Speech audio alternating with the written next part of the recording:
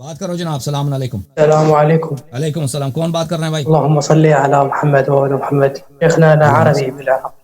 لا هاي البث مو بالعربي. هذا البث ليس بالعربية إن شاء الله. هذا البث نعم شيخنا باللغة شيخنا أشكرك يا أخي. نعم لا اشتاق لك في أتكلم العربية. أي إن شاء الله نرجع إلى العربية أيضا إن شاء الله. بارك الله يحفظك. جناب بات کریں. السلام علیکم. السلام.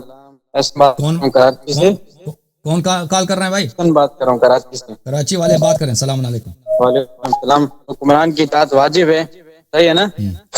آپ لوگوں کے ہاں جی ہاں جماعت عمریہ کہاں یہی ہے کہ حکمران کا جو اطاعت واجب ہے.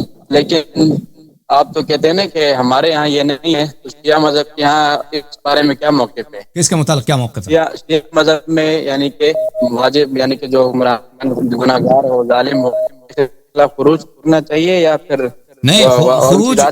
خروج کرنا جو الگ بات ہے, اطاعت کرنا وجوب اطاعت یہ دو چیزیں ہیں, ٹھیک ہے نا. خروج کرنا اور بات ہے, خروج کرنے کا حق صرف امام معصوم علیہ السلام کو ہے, لیکن اطاعت کرنا واجب نہیں ہے. ان سے تقیہ کرنا ہے اور ان کی اطاعت واجب نہیں ہے, اور ان کی تصدیق کرنا واجب نہیں ہے, اور وہ خلیفہ برحق بھی نہیں ہے. آپ کے مذہب میں اگر کوئی فاسق فاجر خلیفہ بن جاتا ہے تو اس کی طاعت جو ہے ہاں طاعت واجب ہے. اوکے, ہمارے ہاں اس کی نہ بلکہ وہ شرعی خلیفہ بھی بن جاتا ہے, اس طرح نہیں ہے.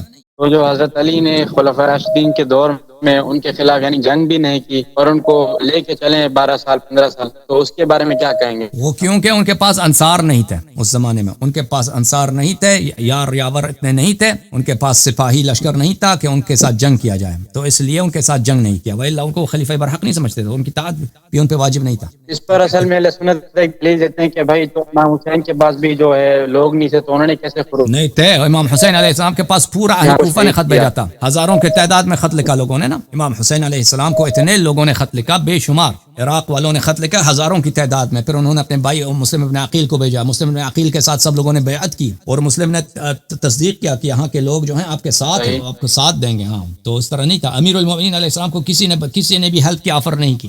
امام حسین علیہ السلام کو ہزاروں کی تعداد میں, ایک بہت بڑا ملک تھا عراق, وہاں کے لوگوں نے آفر دیا تھا. اوکے, ان دونوں میں بڑا فرق ہے. ایک اور سوال تھا اب دوسروں کی بات.